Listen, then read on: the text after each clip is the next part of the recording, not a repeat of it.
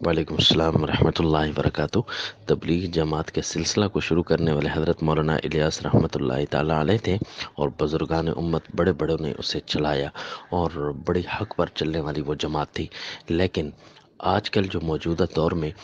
کچھ ایسے بدعقیدہ لوگوں کی اکثریت ان کے اندر شامل ہونا شروع ہو گئی ہے کہ تقریباً انہیں ساری جماعت کو ہی گدلا کر ڈالا۔ یعنی حیات ممات کے، یعنی مردوں کے سننے کے قائلین جو ہیں، ان کا اپنا کوئی پلیٹ فارم نہ تھا، انہیں کوئی ایسی جگہ نہیں ملی، تو اسی جماعت کو ہی انہوں نے اپنے نشانے پر رکھ لیا، اور اسی جماعت کے اندر ان کی اکثریت ہو گئی۔ اب تبلیغ جماعت کے ساتھ ہمارا کوئی ایسا جھگڑا نہ تھا، اہل حق جماعت اشاعت و توحید و سنہ یا جو موحدین کام کر رہے تھے ان کے ساتھ کوئی ایسا جھگڑا نہ تھا۔ لیکن جب ان لوگوں کی انٹرنس ہوئی ہے تو باقاعدہ طور پر ایک فرقہ کی حیثیت وہ اختیار کر چکی ہے۔ پہلے ہم جاتے بھی تھے، لوگوں کو بھیجتے بھی تھے اپنے خرچے پر، لیکن اس وقت باقاعدہ طور پر ہم نے لوگوں کو منع کرنا شروع کر دیا ہے کہ ان کے ساتھ نہ جائیں، کیونکہ پہلے تو نماز کو سیدھی کرنے کے لیے ہم بھیجا کرتے تھے،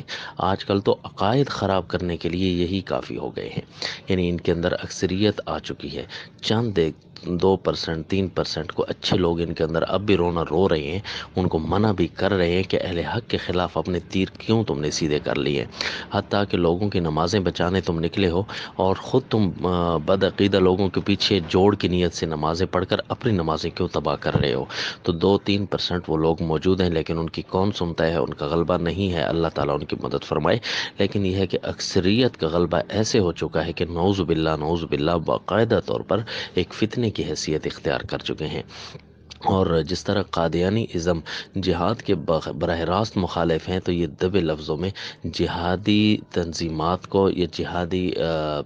حرکات کو یہ بالکل ناجائز تر سمجھ کر اپنے ہی مشن کو لاگو کر رہے ہیں ہر جگہ۔ رہا فضائل اعمال کا مسئلہ، تو وہ ایک بزرگ کی لکھی ہوئی ہے، اور بہت اچھے بزرگ ہیں، شیخ الحدیث مولانا زکریا رحمۃ اللہ تعالیٰ علیہ، لیکن انہوں نے جو لکھی تو وہ بچوں اور عورتوں کے لیے لکھی تھی کہ مجھے ڈاکٹر نے جو ہے نا تحقیقی امور سے منع کر دیا، تو مجھے ویسے آرام نہیں آتا تھا، میں نے بستر پر بیٹھے بیٹھے ایک کتاب مزید لکھ ڈالی ہے، لیکن اس کی تحقیق علماء کے حوالے کر دی ہے، جو تحقیق آپ کو زبانی یاد تھی تو وہ درج بھی کر دی ہے۔ لیکن اس کے باوجود ان لوگوں نے، یعنی جو بدعقیدہ لوگوں کی اکثریت جب داخل ہونے لگی ہے، اس کو باقاعدہ تبلیغی نصاب بنا دیا، قرآن کو چھوڑ دیا، اور انہوں نے اس کتاب کو ایک تبلیغ کی حیثیت دے دی ہے، نعوذ باللہ۔ قرآن پاک کی جتنی پرنٹنگ ہو رہی ہے، اس سے کہیں زیادہ اب فضائل اعمال کی مختلف زبانوں میں پرنٹنگ ہو رہی ہے، اور اسے قرآن کے مقابلے میں لایا جا رہا ہے دبے لفظوں میں، اللہ تعالیٰ معاف کرے۔ اور ان لوگوں نے حضرت شیخ الحدیث نور اللہ مرقدہ آپ کی لکھی ہوئی تحقیقات کو بھی لوگوں کے سامنے نہیں بیان کیا۔ مثلا فضائل اعمال میں لکھا ہے نا کہ وہ جو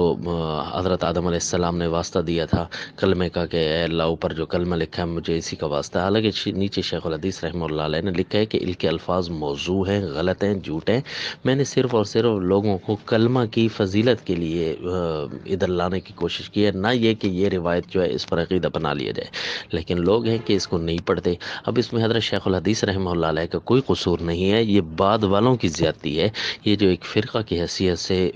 یہاں داخل ہوئے ہیں ان کی زیادتی ہے کہ حضرت شیخ الحدیث رحمہ اللہ علیہ کی کتاب کو نام لے کر پورا نہیں پڑھتے اور اس کو بدعقیدگی کے لیے استعمال کر رہے ہیں۔ اللہ تعالی ہماری حفاظت فرمائے۔ السلام۔